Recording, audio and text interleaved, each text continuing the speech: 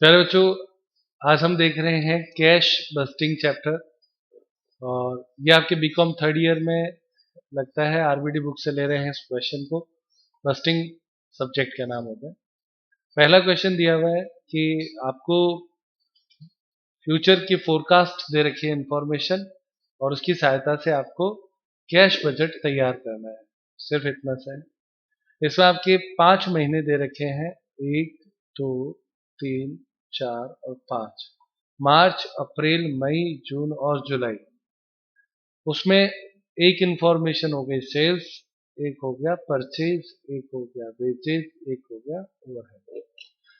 हम इसको समझ सकते हैं, सेल्स जो है वो रिसिप्ट को इंडिकेट करता है, परचेज पेमेंट को, वेजेज पेमेंट को, ओवरहेड पेमेंट, ये तीनों पेमेंट है और ये रिसिप्ट है, पैसे आने का साधन है। आगे और एक छठा महीना और दे रखा है बच्चों, अगस्त। तो 6 महीने की सूचनाएं दे रखी है। आपको निम्न सूचनाओं को ध्यान में रखते हुए 1 मई 2018 से प्रारंभ करके 3 माह का रोकड़ बजट बनाना है। तो 3 महीने आपके हो गए, मई, जून और जुलाई। इन 3 महीनों का कैश बजट तैयार करना है। यानी एक इंफॉर्मेशन इसके बाद की भी दी हुई है और उससे पहले की आपके 2 इंफॉर्मेशन दी हुई है, टोटल 6 इंफॉर्मेशन। आगे लिखता है, रोकड़ बजट तैयार करने में पहली सूचना नंबर 1, 1 मई 2018 को रोकड़ शेष, इसको आप ओपनिंग बैलेंस कहेंगे, 8000 था। विक्रय और क्रय सभी उधार पर है। 16,000 रुपए की लागत के संयंत्र की सुपुर्द की जुलाई में होनी है, जिसका 10% भुगतान सुपुर्दगी पर और शेष 3 माह के बाद होगा। तो 2 बातें पहले इसको करते हैं। विक्रय और क्रय सभी उधार है। उधार है मतलब डेटर से पैसा मिलेगा, तो ये रिसिप्ट और पेमेंट दोनों को इंडिकेट करता है। फिर कहता है 16,000 रुपए की लागत के संयंत्र की सुपुर्द की जुलाई में होनी थी।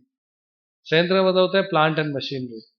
तो प्लांट एंड मशीनरी जो 16,000 का था वो कब आना है, जुलाई में आना था। तो जुलाई में आप जिसका 10% भुगतान सुपुर्दगी पर करोगे, तो 16,000 का 10% कितना होता है, 16,000। ये पेमेंट हो गया। और कौन से महीने में दिखाना है इसको, जुलाई महीने में। तो जुलाई महीना हमारा मेन सवाल है, 3 महीनों में आता है इसलिए लिखा जाएगा। अग्रिम कर किस्तें, एडवांस टैक्स, 8,000 रुपए प्रत्येक का भुगतान मार्च और जून में देय होगा। तो 8,000 रुपए ये भी आपका पेमेंट है। मार्च में पेमेंट होगा और जून में होगा, तो हमारे सवालों में जून आता है, 3 महीने जो है उसमें जून आता है, तो जून में ये लिखना है। ठीक है, पी है यानी पेमेंट में आएगा। आगे, पूर्तिकर्ताओं द्वारा, पूर्तिकर्ताओं का मतलब होता है परचेज। क्या होता है, परचेज, खरीदना।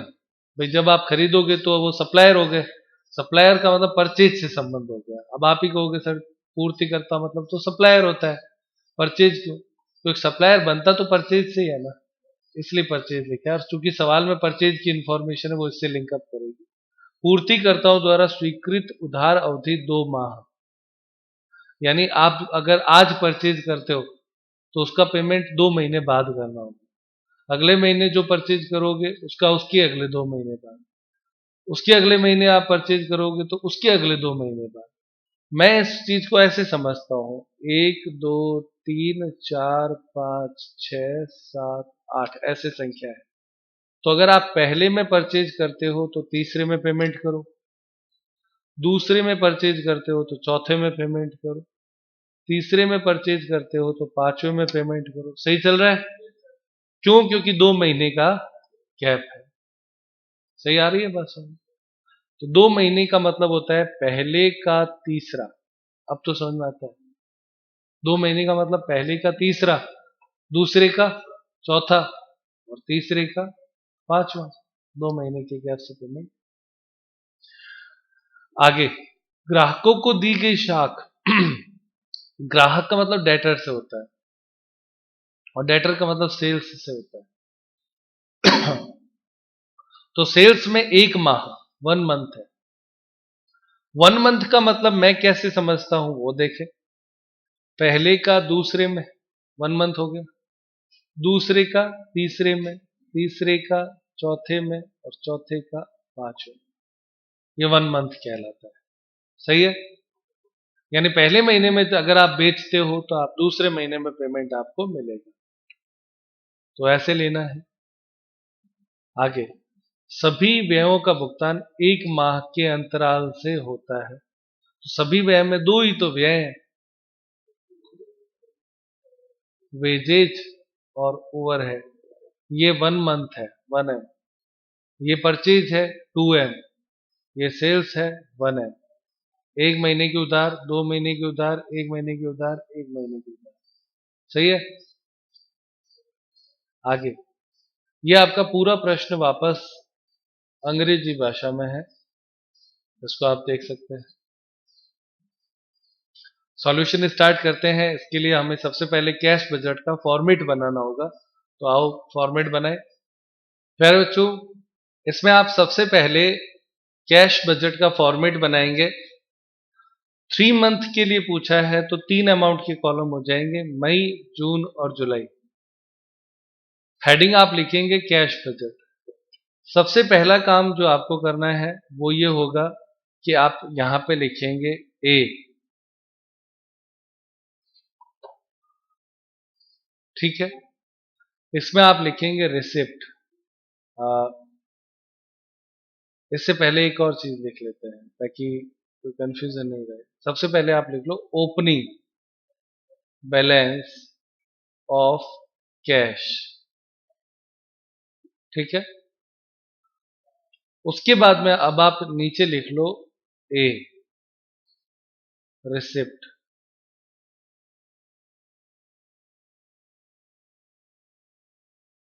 ठीक है। रिसिप्ट में इस प्रश्न में केवल एक ही है,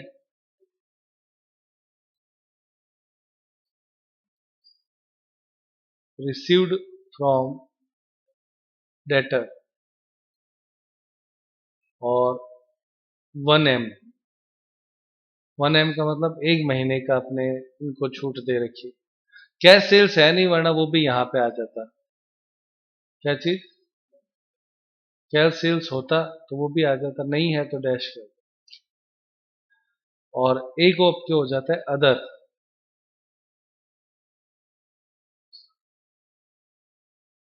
रिसिप्ट्स, ये 3 हेडिंग मुख्य रूप से होती है। रिसीव्ड फ्रॉम डेटर, या इसको आप एक और शब्द यूज कर सकते हो, collection from debtor. Cash sales, पैसा आता है। और अदर रिसिप्ट, कोई भी अदर रिसिप्ट हो तो वो आएगी, पैसा मिल रहा है ना किसी भी तरीके से। ये तीनों को जब आप जोड़ते हो तो यहाँ पे आपके ए पॉइंट आएगा, जिसको आप आर कह सकते हो, रिसिप्ट। ठीक है। अब बी पॉइंट आपके आता है पेमेंट। तो पेमेंट्स में ये भी हेडिंग है। पेमेंट्स में सबसे पहले आपके आएगा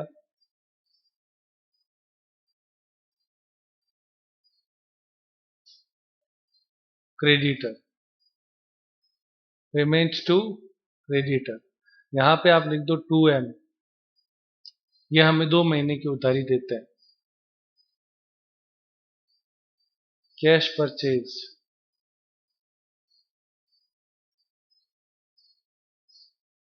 वेजेज पेमेंट 1M, और ओवरहेड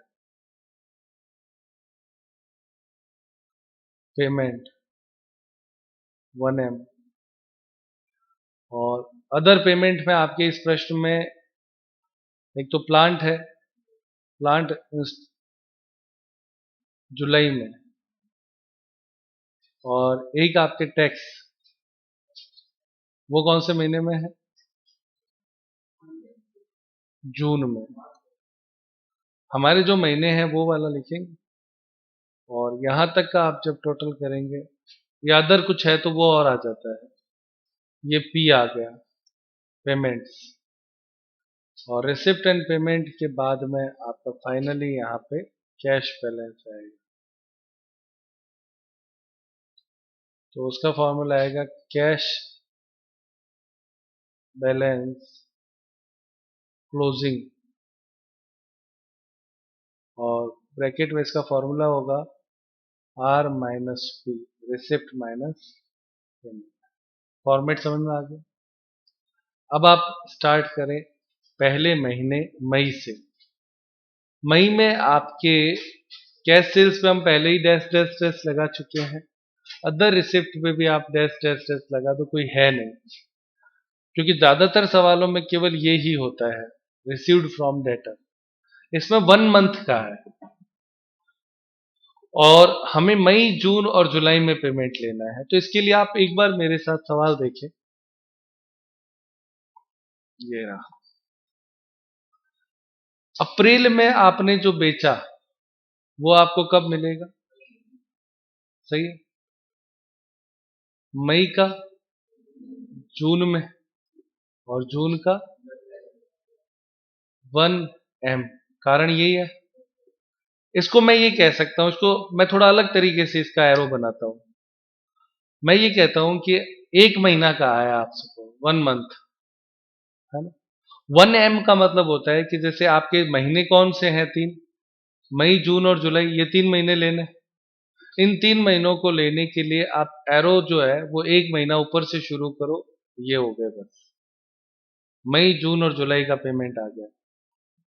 3 एरो अलग अलग लगाने से बेहतर है मैं 1 मंथ कहता है, मैं 1 मंथ ऊपर जाता हूं, वहां से 3 लगा देता हूं। इसमें 2M कहा था, तो इसमें मैं 3 महीने हमारे ये हैं, ये 3 महीने हैं, है ना, मई जून और जुलाई।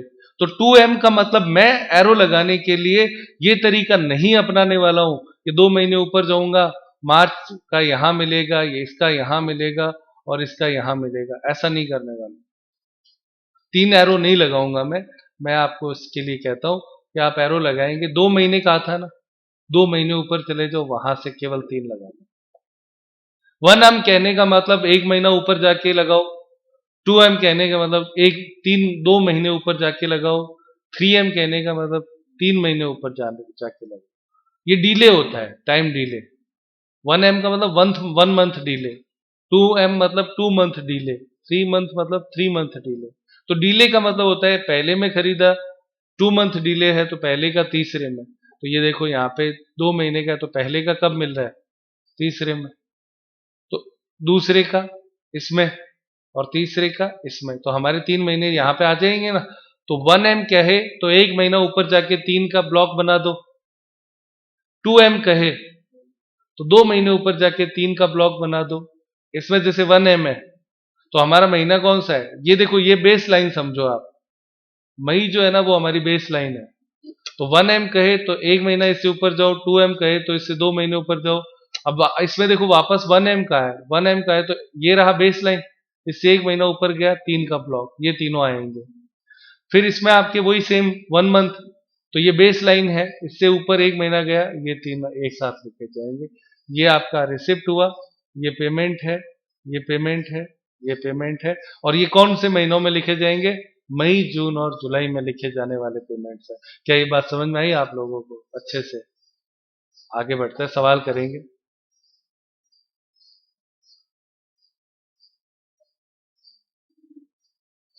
तो रिसिप्ट में 1M है, 1 महीना ऊपर जाके आप 3 संख्याएं बोल दो, कौन कौन सी हैं? पहला 62,000, दूसरा 64,000, फिर 58,000। ये आपके तीनों रिसिप्ट आ गए। ओपनिंग बैलेंस प्रश्न में पहली लाइन में दिया हुआ था, कितना है? 8,000। केवल 8,000 इसी कॉलम में लिखना है। क्यों? क्योंकि ये जो मई का क्लोजिंग होगा ना वो जून का ओपनिंग बन जाएगा। तो अब यहां तक का टोटल लगाए, 62 और 8 70, टोटल रिसिप्ट आपकी 70,000 आ जाएगी। कोई दिक्कत प्यारे बच्चों? अब पेमेंट में क्रेडिटर में लिखा है 2M, 2 महीने की छूट देते हैं। तो 2 महीने ऊपर से 3 लगातार संख्याएं बोलो, कौन कौन सी है? 36,000, 38,000, 33,000। कोई दिक्कत प्यारे बच्चों? कोई डबल एरो ट्रिपल एरो लगाने की जरूरत नहीं है। 1 महीना कहे, 1 महीना ऊपर जाके 3, 2 महीने के 2 महीने ऊपर जाके 3। लिख रहे हो सारे बच्चे? कॉपी देखूंगा। उसके बाद में कैश परचेज। तो कैश परचेज इस प्रश्न में नहीं है, होती तो लिखते। इसमें शब्द लिख दो सेम मंथ। कैश है ना, तो कैश तो सेम मंथ में ही होता है। इस महीने में कैश बेची तो इसी महीने पैसे आ गए, तो इसलिए सेम मंथ होता है। फिलहाल डैश है तो डैश कर। Wages payment 1 month 1M। तो 1M का मतलब 1 महीने ऊपर जाकर संख्याएं लिखनी है। बोलो क्या है? 8,000, 10,000 और 8,000। उसके बाद में ओवरहेड पेमेंट, पहला 9,500, फिर 11,500, फिर 9,000 पूरे। प्लांट का पेमेंट उसने कहा था जुलाई में होगा, तो कितना? 10%। कितना होगा? मई जून जुलाई 1,600 रुपए केवल यहां लिखना है, जुलाई में। और टैक्स का पेमेंट जून में होगा, तो जून में केवल लिखना है। मई छोड़ दो, जुलाई छोड़ दो, जून में कितना? 8,000। और कोई पेमेंट तो नहीं। हो गया सवाल। अब आप यहां पे पेमेंट्स की टोटल करेंगे, यहां से यहां तक की टोटल कितनी आती है? 8,000 और 9,000 और 36,000 जोड़ो, कितना होता है? 53,500। तो टोटल 70,000 में से 53,500 घटाओ, कितना आता है? 16,500 आता है। आंसर दिया हुआ है। ये 16,500 क्लोजिंग बैलेंस ऑफ कैश था। ये देखो यहां पे ऊपर चला जाएगा इस जगह पे, तो यहां पे लिखें 16,500। अब आप इन दोनों की टोटल लगाएं, कितना होता है? 80,500। उसमें से ये घटाना है। यहां तक का टोटल बताओ पहले। 60,500 घटाने पर 13,000। फिर ये 13,000 यहां से ऊपर चला जाएगा। क्लोजिंग बैलेंस कितना आता है? 70। ना ना बेटा, यहाँ पे टोटल संख्या बताना, तो कितनी आई ऊपर? 13,000 पूरा। इन दोनों को जोड़ो, 71,000। फिर यहाँ का टोटल इस पे करो, 52,100। अब इसमें से इसको घटाओ, 18,900। ये आपका तीनों आंसर आ गया। सारा प्लस में आता है, इसका मतलब इतना पैसा आपके पास बच जाएगा हर मंथ के एंड में। ये 3 आंसर हो गए। 8 नंबर में ये क्वेश्चन आपको पूछा जा सकता है। ठीक है पेरेंट्स, इतना ही सवाल है। हाँ बच्चों, अब हम देख रहे हैं क्वेश्चन नंबर 2। इसमें दिया हुआ है निम्न सूचनाओं के आधार पर एप्पल जूस कंपनी के लिए दिसंबर 2018 की रोकड़ आवश्यकताओं का अनुमान लगाइए। दिसंबर 2018 की। इसमें आपके विक्रय सेल्स दे रखा है अगस्त का 1 महीने का हो गया, सितंबर 1 महीने का होगा, फिर अक्टूबर, नवंबर और दिसंबर प्रति माह, ये 3 मंथ का होगा। तो 5 सेल्स इस प्रकार से हुई: 75,000,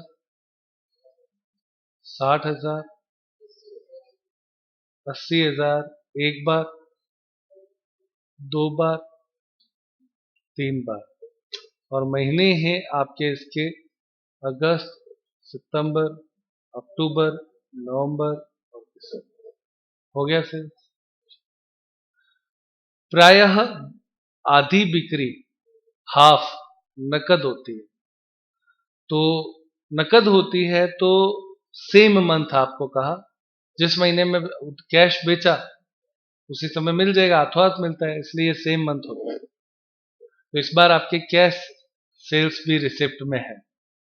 उधार बिक्री, अब जैसे आधी नकद होती है, जैसे मान लो मैं आपको ये कहूं कि 1,000 की सेल्स हुई, इसमें आधा तो हुआ, 500 तो हुआ कैश सेल्स, सही है, और 500 हुआ क्रेडिट सेल्स।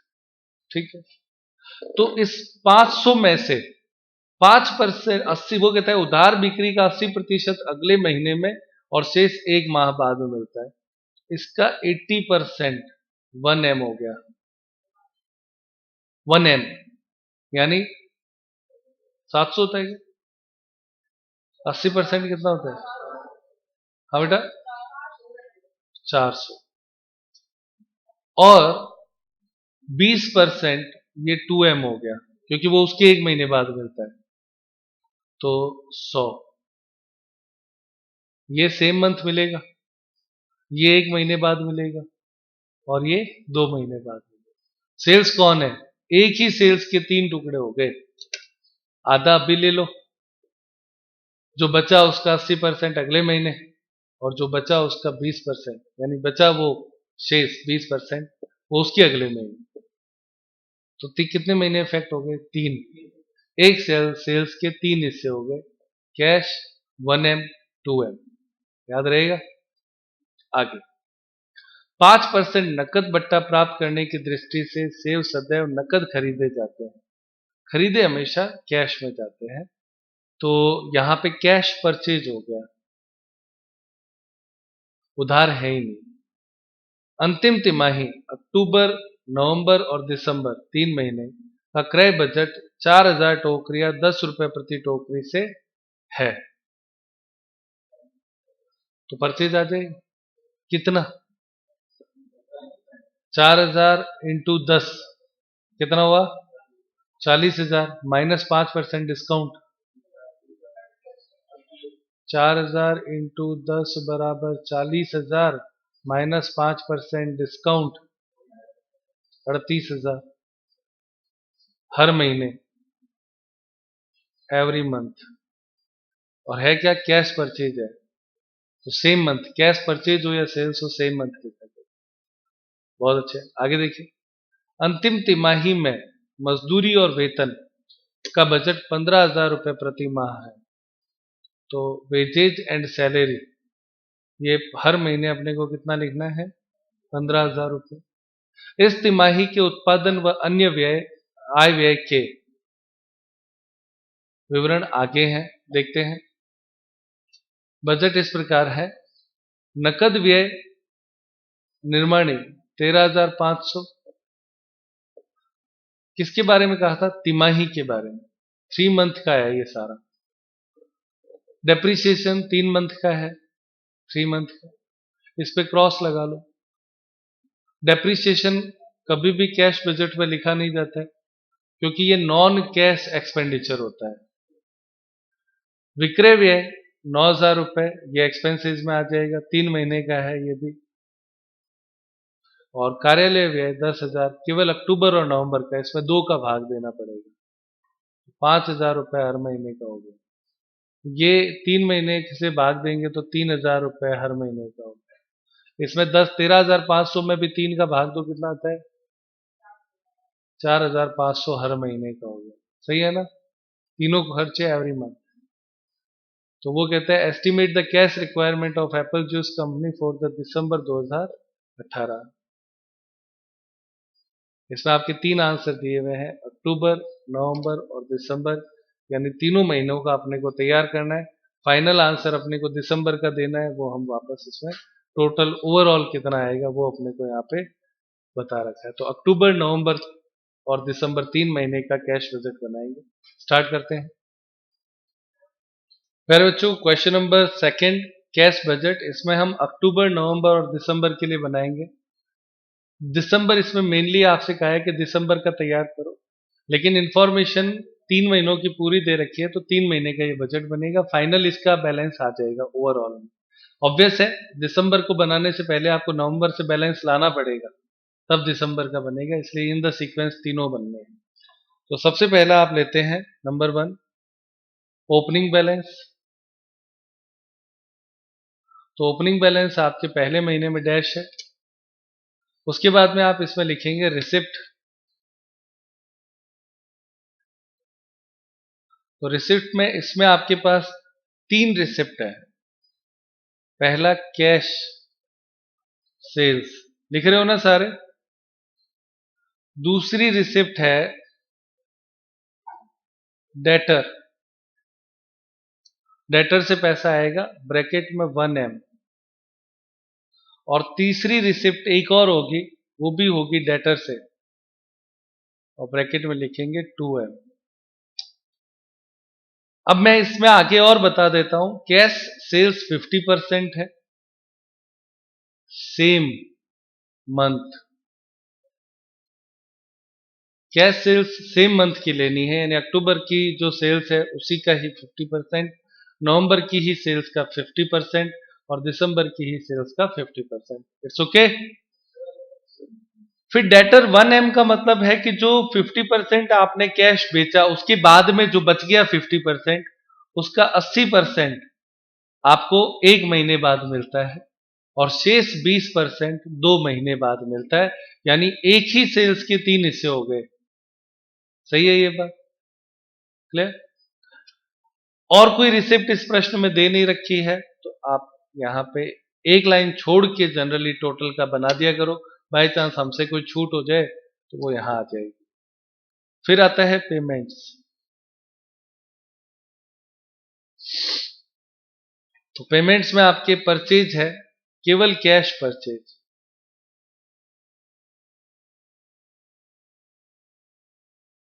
और कैश परचेज हमने कैलकुलेट किया था, कितना कितना था,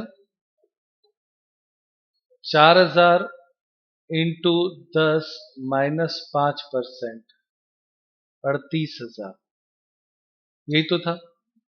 हर महीने 38,000 का परचेज होता है और कैश ही होता है, उधारी का काम ही नहीं। बाकी जो पेमेंट थे नंबर 2, नंबर 3, नंबर 4, ये हम बाद में सवाल में आगे लिख लेंगे। स्टार्ट करते हैं पहले पॉइंट से, यहां पे आ जाओ। कैश सेल्स, कैश सेल्स में मैंने शब्द लिखा है 50% ऑफ द सेम मंथ। सवाल देखिए एक बार मेरे साथ प्यारे बच्चे,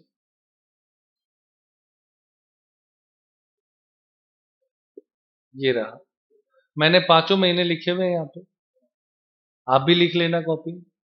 सेम मंथ का मतलब हो गया अक्टूबर, नवंबर और दिसंबर।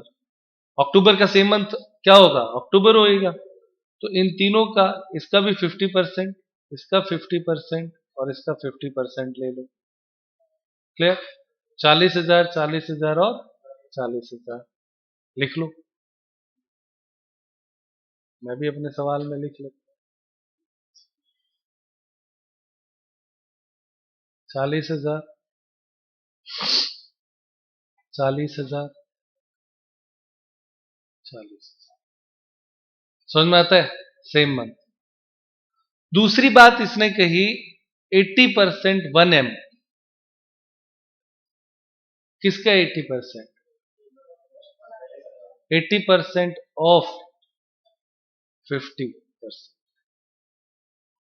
हाँ बोलो भाई, आधा तो कैश होता है हर महीने, तो जो आधा कैश हो गया उसका जो शेष बचा 50%, उसका 80% लेना है। तो 80% ऑफ 50% और 20% ऑफ 50%। याद रहेगी ये बात? दोबारा से बताऊं एक बार और, किस किस को समझ में आया हाथों पे करें, फिर भी एक बार बताऊंगा, मेरे मन में आ गया इसलिए। उसने कहा 80% अगले महीने मिलता है, तो उधार का 80% मिलता है ना। कैश सेल्स 50% हो जाता है तो उधार 50 बचा, उस 50 का 80% लेना है और 50 का 20 लेना है। तो 50 का 80 1M है। 1M मतलब एक महीने ऊपर जाना होता है। देखो यहां पे, ये पहले दूसरे क्वेश्चन में मैं आपको क्वेश्चन बार बार दिखा दूंगा, बाद में आप किताब से देख लेना। 1M का मतलब अक्टूबर, नवंबर और दिसंबर, हमारी जो बेस लाइन है वो अक्टूबर है। 1M का मतलब हो गया इससे एक महीना ऊपर, यहां से 3 ब्लॉक बना दिए, 60,000, 80,000, 80,000, 3 बना दिए। इस 60,000 में हमने को पहले 50% करना है और फिर 80% लेना है। तो कैलकुलेटर है आप लोगों के पास ना, तो 60,000 का 50% 30,000 और 30,000 का 80% 24,000। तो 60, 80 और 80, इन तीनों का निकालेंगे। देखते हैं सवाल में लिखेंगे इसको।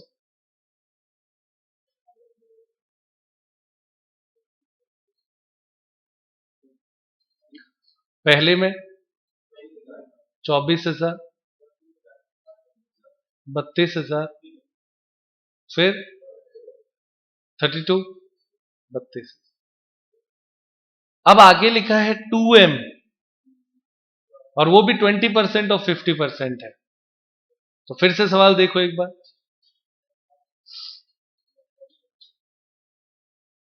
ये रहा। इसमें हमें इस बार 2 महीने ऊपर जाना पड़ेगा बेस लाइन से। तो बेस लाइन हमारे पास है, ये रही। इससे 2 महीने ऊपर, यानी ये हो गया, यहां से 3 महीने लगाने हैं, लगा दिए। इस बार आपको 50% करना है पहले, फिर जो बचेगा उसका 20% निकालना है। तो 75,000 का 50% 37,500 है ना, और 37,500 का 20% लेना है। उसी तरह से 60 के साथ, उसी तरह से 80 के साथ। तो सवाल में चलते हैं वापस। ये रहा पहला 7,500, दूसरा 6,000, 8। कोई दिक्कत है? आसान। देखो इस लाइन में सारी बातें मैंने लिखी भी है, डिकोड करा हुआ है। 1M मतलब 1 महीने ऊपर जाना है, 50% पहले निकालना है, उसका 80% निकालना है। फिर 2M लिखा है, मतलब 2 महीने ऊपर जाना है, 50% करना है, फिर 20% निकालना है। 50 का 20 है ये, हिंदी में यदि मैं आपको लिखूं तो। अब उसके बाद में आप आ जाओ नीचे। कैश परचेज हम लिख चुके थे। अब पेमेंट में आपके एक तो वेजेज, तो वेजेज 15,000 रुपए हर महीने से है, तो 15,000 एवरी मंथ आएगा। सही है। फिर उसके बाद में आपके मैन्युफैक्चरिंग और अदर एक्सपेंसेज है, वो 13,500 है। 3 का भाग दे देंगे तो 4500 हर महीने है। सही है। उसके बाद में आपके सीलिंग का खर्चा है, 9,000 का खर्चा है, 3 महीने से होता है, तो कितना हो जाएगा? 3,000 एवरी मंथ आ गया। और पांचवा खर्चा वो आपके है 10,000 रुपए एडमिनिस्ट्रेटिव एक्सपेंसेस, एडीएम एक्सपेंसेस 10,000 है, लेकिन 2 महीने हैं, और 2 महीने हैं अक्टूबर और नवंबर, तो 5,000, 5,000 अक्टूबर और नवंबर में लिखा, यहाँ पे डैश कर। और कोई खर्चा नहीं है, टोटल आएगा यहाँ पे आर, यहाँ पे पी, यहाँ पे closing balance of cash, R minus P, यहां तक का टोटल बोलना। 24,000 और 7,500, और ऊपर एक और था, कितना हो गया? 71,500, 71,500 ऐसे बोलो। फिर उसके बाद में यहां का टोटल 65,500। अब आर माइनस पी करेंगे, प्लस का या माइनस का? 6,000 प्लस का है। प्लस का मतलब कैश बैलेंस है, माइनस मतलब बैंक ओवरड्राफ्ट कह सकते हो, लोन कह। ये 6,000 ऊपर चला जाएगा यहां से, जो क्लोजिंग बैलेंस है वो आपका क्या बन जाएगा? ओपनिंग बैलेंस बन जाएगा, यहाँ पे 6,000। अब आप टोटल लगाएं, कितना होता है बेटा? 64,000 पूरा, 84,000। यहाँ पे इसका टोटल कितना? 65,500, और घटाने पर कितना आता है? माइनस क्या है प्लस का? 17,000, 18,500, 18,500। फिर ये ऐसे ऊपर चला जाएगा ओपनिंग बैलेंस में, यहाँ पे कितना आता है? हाँ बेटा, 18,500 यहाँ पे लेंगे, टोटल कितना आएगा इसका?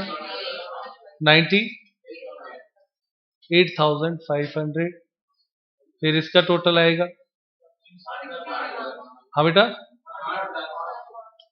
500, और आंसर आएगा 38, और ये तीनों जोड़ लो।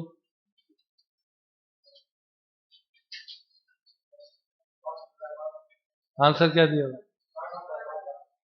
वो कैसे दिया देखेंगे। फिलहाल ये समझ में आ गया आंसर, ये तीनों आंसर इस तरीके से आएंगे। तो 60,500 आंसर ये यहाँ पे है। दिसंबर में कितना रिक्वायरमेंट होगा, तो पेमेंट्स के लिए रिक्वायरमेंट होता है, तो ये आर हो गया रिक्वायरमेंट।